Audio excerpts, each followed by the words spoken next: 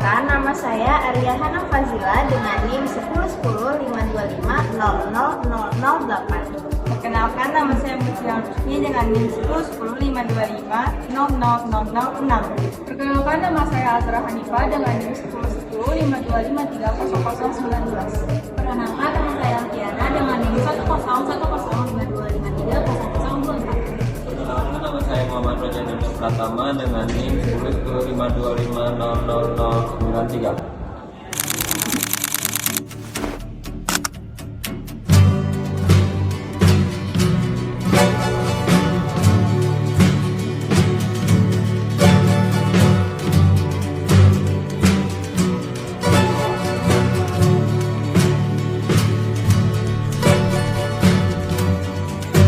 In a stalemate, man was no hope.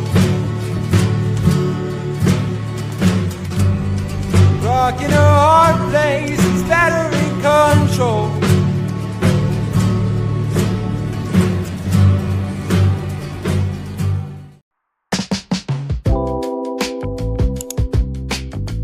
CT scan merupakan salah satu alat kesehatan yang sering digunakan untuk mengambil gambar bagian dalam tubuh manusia menggunakan sinar X-ray yang dibantu oleh komputer.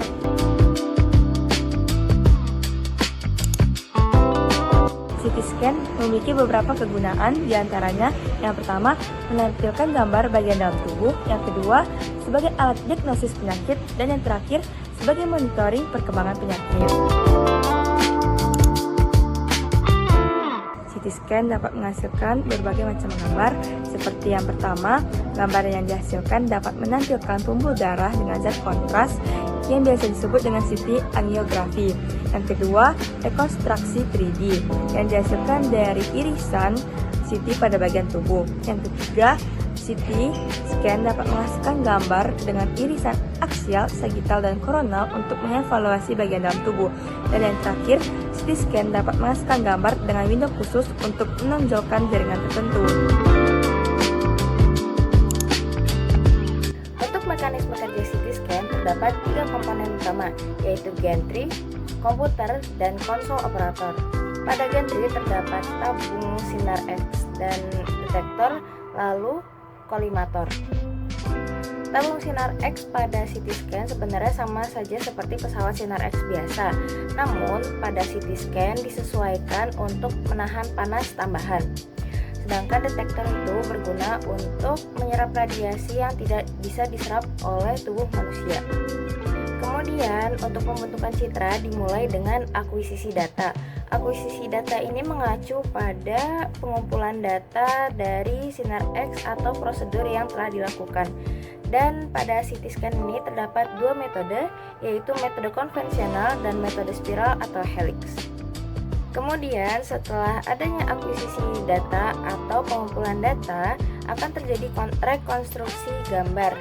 Hal ini dilakukan untuk menyusun gambar-gambar yang telah dipindai dengan CT scan. Setelah rekonstruksi gambar, ada penampilan gambar, manipulasi, dan penyimpanan serta perekaman.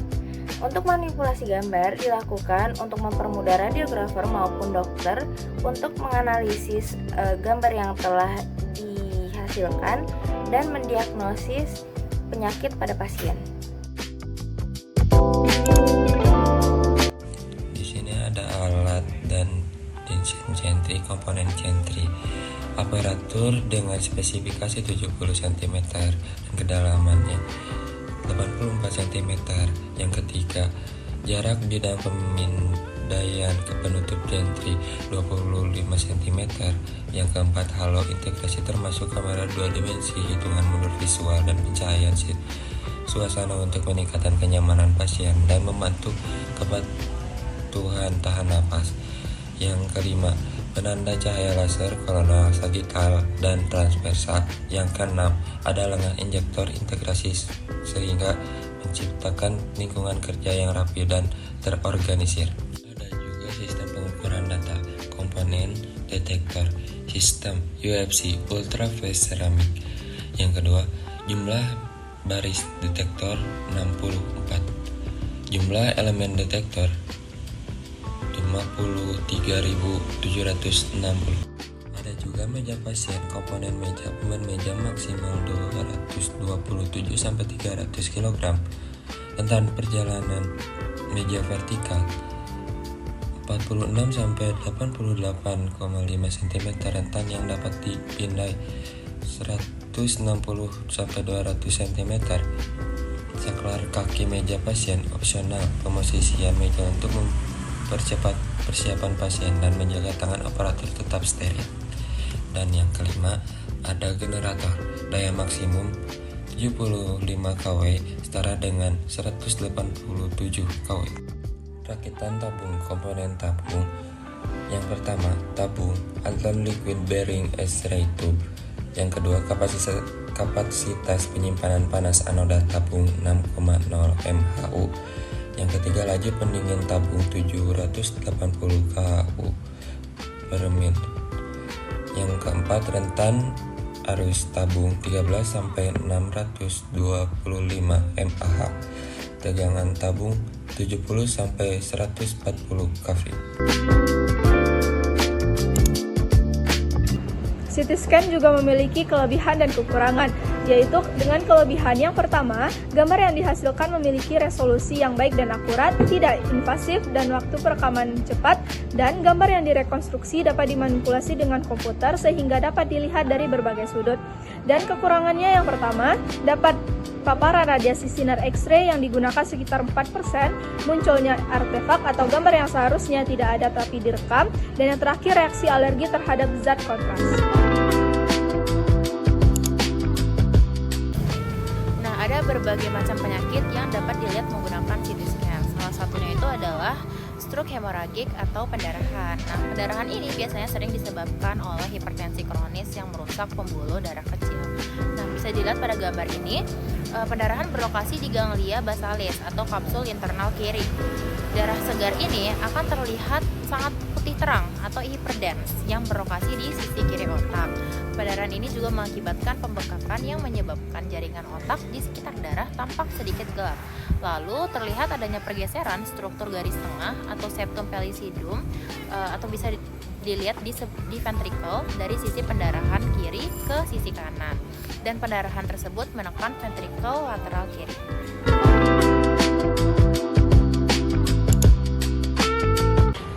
Jadi kesimpulan pada pembahasan kali ini yaitu mekanisme kerja CT scan dibagi menjadi 3 komponen utama, yaitu ada gantry, komputer, dan konsol operator. Gantry sendiri yang membuat tabung sinar X yang memancarkan radiasi, detektor, dan kalimator, serta tabung sinar X didesain khusus agar tahan terhadap kapasitas panas tambahan, sementara kalimator digunakan untuk mengurangi dosis pasien dan meningkatkan kualitas gambar. Selama proses pemindaian, radiasi sinar X yang tidak terserap tubuh pasien diterima oleh detektor, diubah menjadi cahaya, lalu energi listrik dan menjadi sinyal digital. Data digital ini kemudian dikirim ke komputer untuk diolah menggunakan teknik matematika tertentu yang disebut dengan algoritma rekonstruksi untuk membentuk citra atau gambar. Hasil gambar dapat dimanipulasi secara digital, misalnya diubah dari irisan aksial menjadi koronal atau sagital untuk memudahkan pembacaan oleh radiolog. Baiklah, sekian pembahasan dari kami. Semoga dapat dimengerti. Dadah.